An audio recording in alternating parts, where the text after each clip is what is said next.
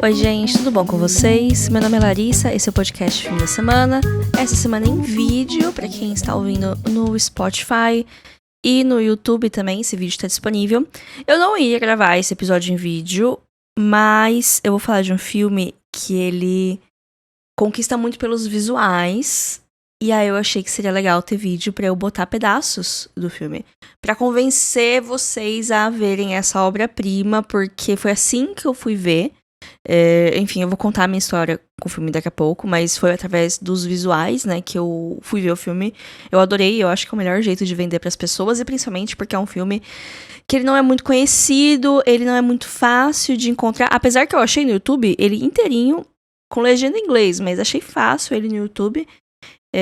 E lá fora mesmo se você usa streamings com VPN, você não vai achar tão fácil porque ele não está disponível em muitos lugares.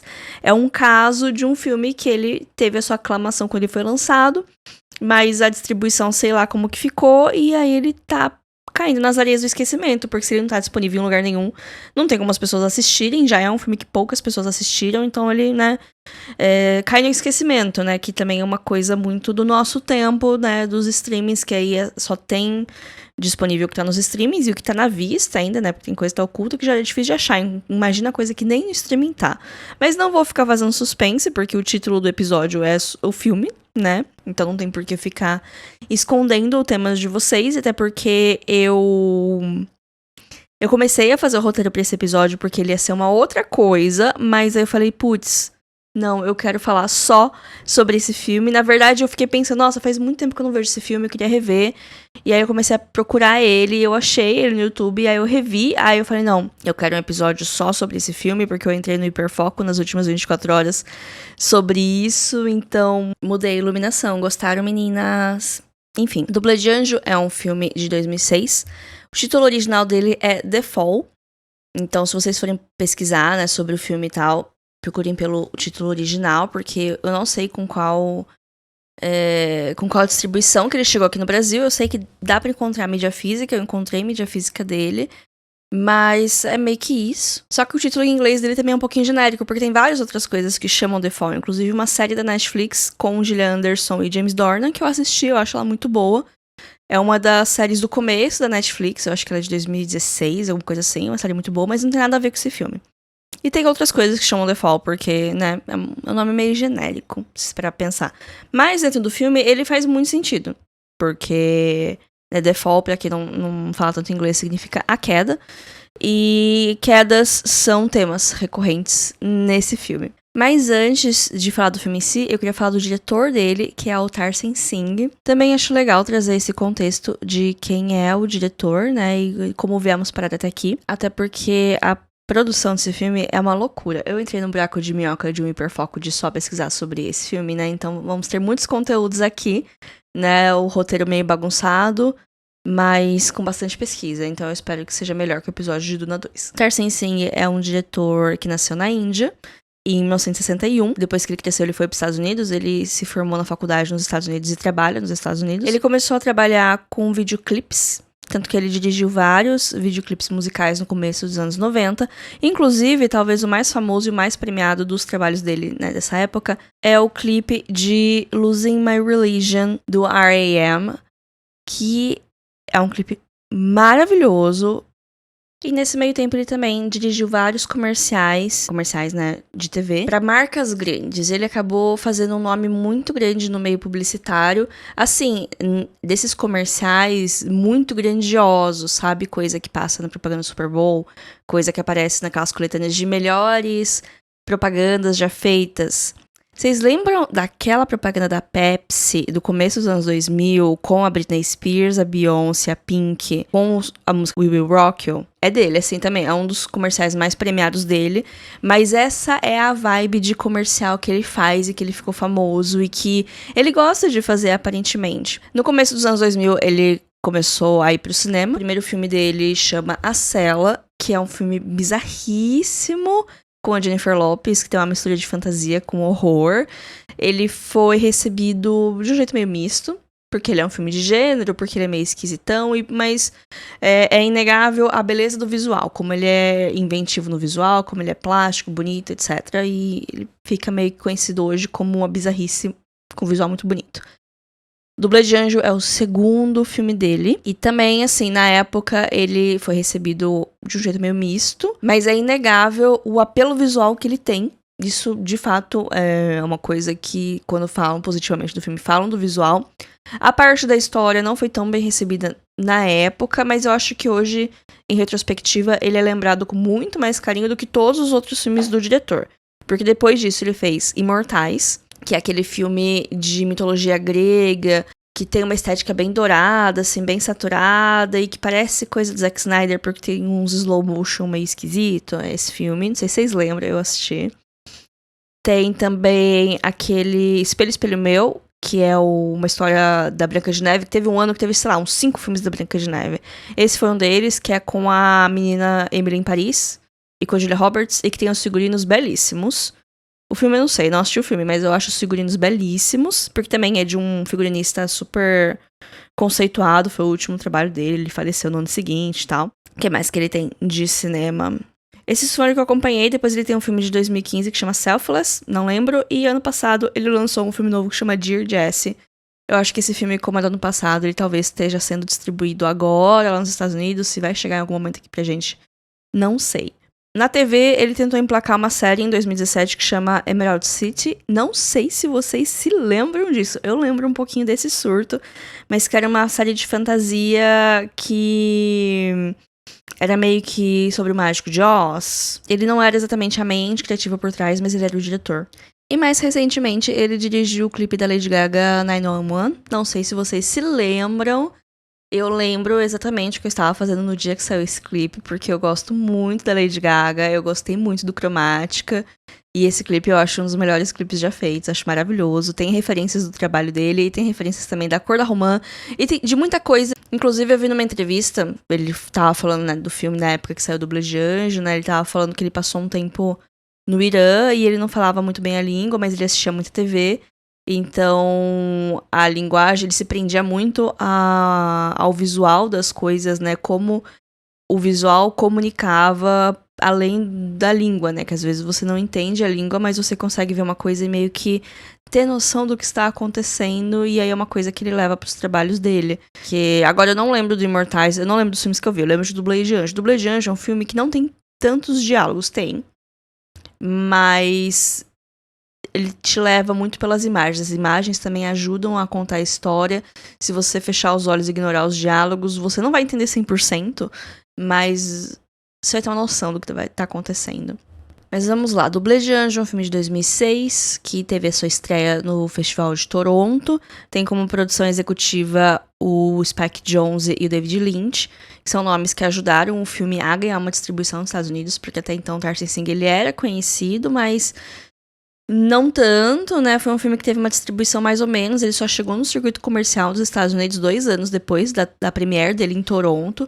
Ele ganhou prêmios em alguns festivais, mas ele, né, não foi um grandíssimo destaque. Também não foi um sucesso comercial, porque ele era um filme bem mais diferente, um quê de indie, um quê de art house europeu, assim, e aí era um pouco difícil de vender. Também era completamente diferente do que estava sendo feito no mainstream norte-americano na época, porque assim, na época, eu não lembro, eu vi esse filme, eu acho que foi em 2010, eu descobri esse filme por causa do Tumblr. Lembra do Tumblr? Tumblr era uma rede social de blogs, que era bem grande, assim, no começo dos 2010. Eu usei muito, assim, entre 2010 e 2014. Tinham vários nichos. Eu tava no nicho de cinema e de fandoms, assim. Eu descobri muita coisa por causa do Tumblr, né? Por causa do pessoal. Hoje tem os edits do TikTok. Naquela época tinha os compilados de GIFs, né? Os posts de GIFs. Eu descobri muita coisa através do Tumblr, e esse filme foi um deles, porque, né, o visual é muito bonito, tava começando a ter, né, esse negócio com lipice, porque foi também na época do Pushing Daisies, e eu descobri Pushing Daisies por causa do Tumblr, e, né, começou minha paixão pelo lipice nessa época, que ele é o protagonista aqui do filme. Acho que é a única pessoa conhecida do elenco, mas na época do filme ele não era conhecido, ele tinha acabado de começar a atuar, e isso é meio que importante pra produção, né, mas eu já vou chegar lá. Então esse filme eu assisti em 2010 e ele me marcou muito, mas eu não lembrava direito. E aí eu queria rever, fui na minha jornada, encontrei o link no YouTube, ele teve todo esse problema de distribuição, né, demorou um pouco e hoje ele não tá meio que em streaming nenhum, também é um filme difícil de achar, você tem que ir nos nichos certos da cinefilia, até acho que é por isso que não derrubaram o vídeo do YouTube, porque nem sei se tem alguma distribuidora que tá tão de olho assim nesse filme por causa disso. Esse filme é o projeto do amor do Tarsem. É uma história que tava na cabeça dele por anos, que ele queria botar no papel, mas ele não conseguia. Ele queria muito encontrar uma atriz criança, porque assim, a sinopse, a ideia já do filme se passa no começo do século passado, nos Estados Unidos, num hospital, que uma menina que ela tá lá internada, ela conhece um cara, e eles começam a conversar, ele começa a contar histórias pra ela, e ela começa a imaginar as histórias na cabeça dela, e coisas acontecem. Então o Tarsem, ele queria encontrar essa atriz criança, ele queria encontrar uma atriz muito jovem, que não fosse uma atriz infantil que já tivesse atuado antes, ele queria uma coisa mais naturalista, assim, mas ele também estava disposto a fazer o roteiro de acordo com as interações da criança, né? Então ele queria que o roteiro do filme fosse escrito pela criança e ele ia meio que encontrando o fio narrativo conforme, né, as interações fossem sendo feitas. E aí ele encontrou essa menina, e aí ele organizou a filmagem, então ele fez as filmagens principais, porque o filme ele tem a história principal que acontece nesse hospital, que aí no final é um hospital na África do Sul, é uma locação que eles acharam lá, e depois a história, né, a parte fantástica, foi gravada em diversos lugares do mundo, foram acho que 20 países, não sei se foram 20 lugares ou 20 países, mas foram vários lugares, tem coisas em Buenos Aires, tem coisas na Itália, na República Tcheca, na Índia tem bastante coisa, no Irã, na Turquia, na Indonésia, não consigo lembrar tudo agora de cabeça. Mas eram vários lugares, assim, que eles fizeram gravações. E o Tarsem, ele meio que coordenava com a agenda dele de comerciais.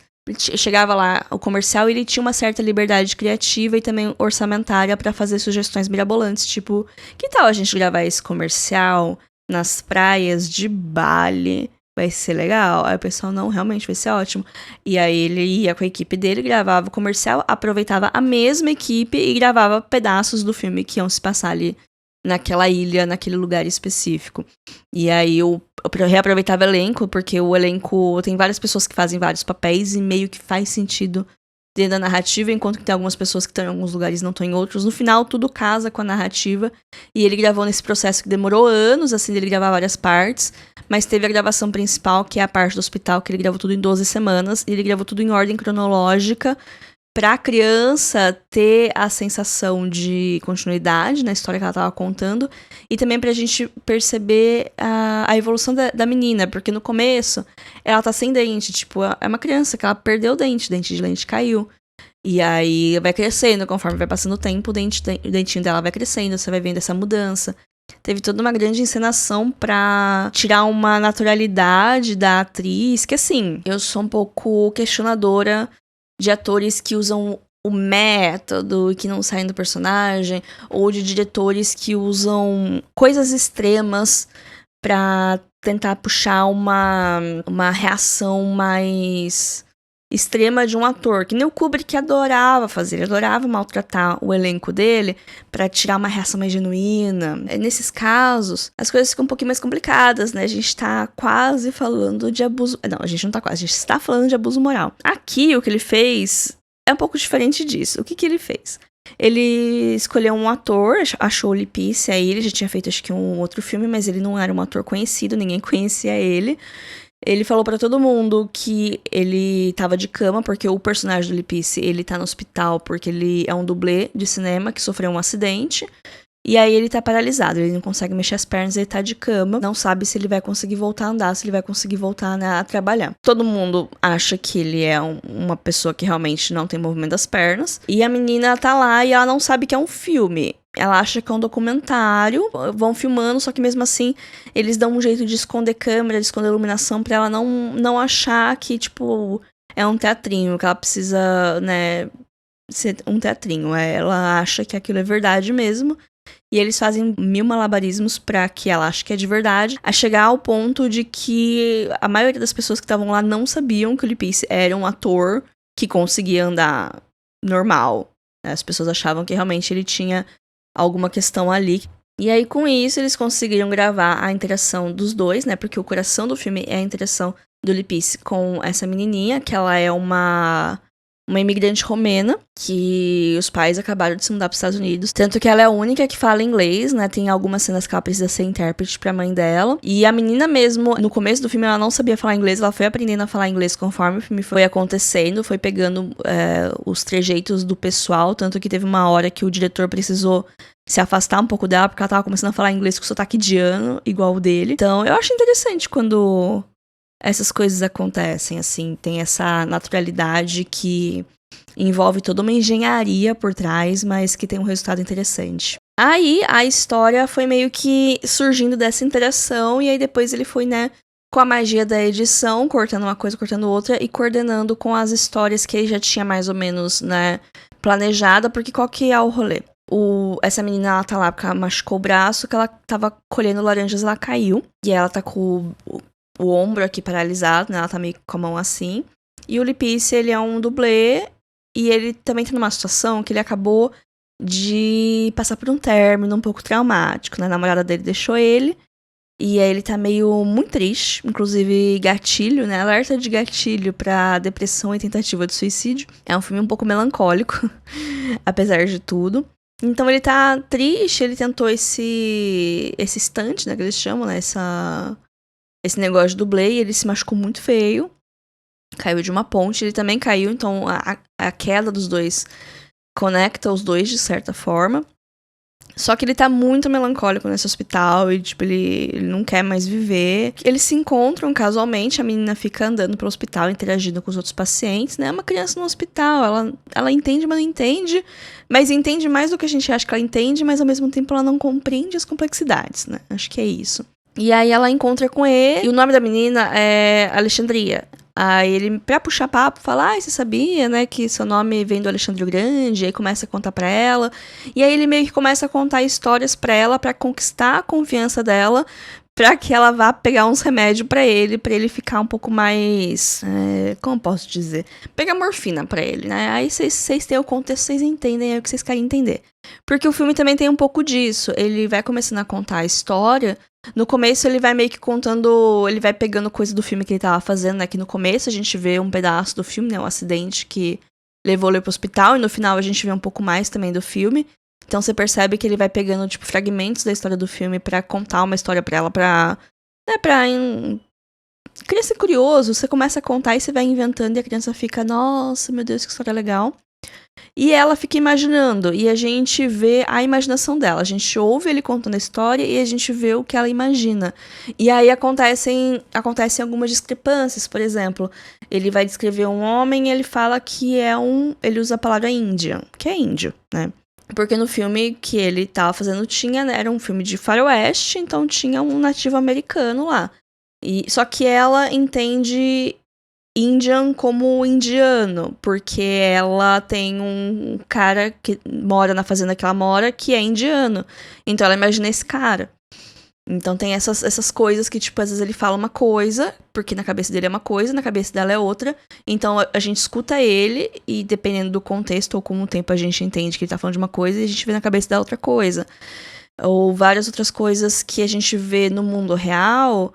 Depois, quando vai pra parte da fantasia, a gente vê elementos, que ela carrega uma caixinha que tem os tesouros dela, né, que são coisinhas que ela vai colecionando. Aí tem uma hora que eles chegam no lugar, tem um personagem que tem uma caixinha também com coisas, e é uma caixinha igual. Tem um mapa do tesouro, que é uma cartinha que ela escreveu. Então tem coisas do cotidiano do hospital que vão pra essa história, pessoas também, né, que quando eles falam, ela imagina pessoas que ela já viu no hospital, ou pessoas que ela teve contato, pessoas que a gente não viu ainda, mas a gente vê depois, né, que são do contato dela. Então, boa parte do filme é essa dinâmica de contação de histórias, né? Ele vai falar muito sobre o poder das histórias enquanto ferramenta para nos conectar enquanto seres humanos, porque é através das histórias que eles se conectam.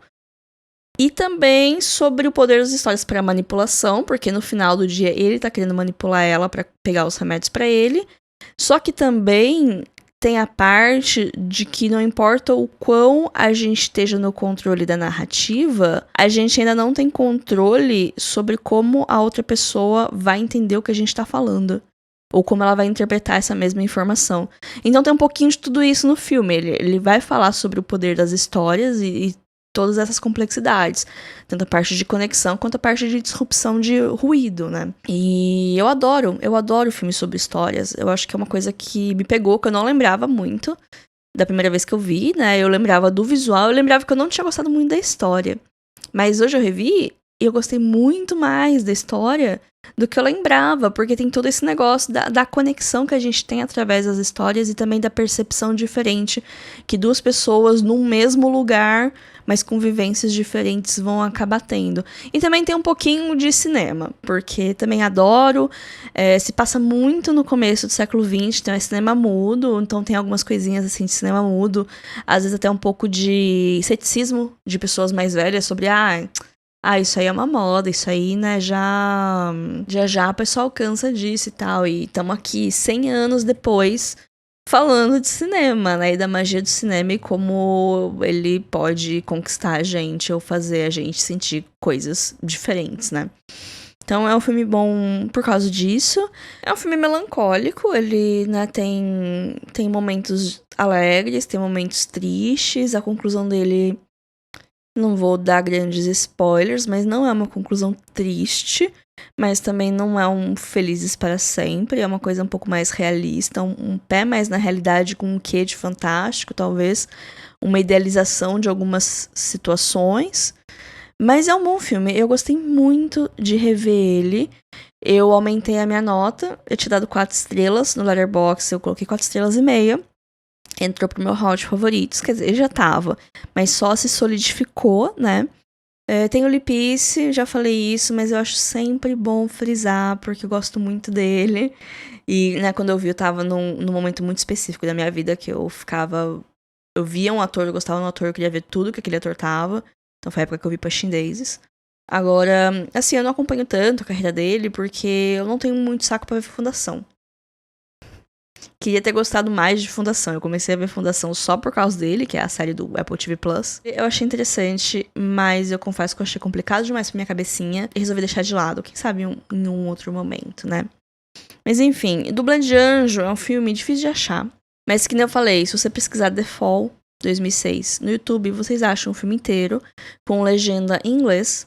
Aí tem como você, né, fazer o download desse vídeo e procurar legendas em sites tipo Open Subtitles, esses sites de legenda, né?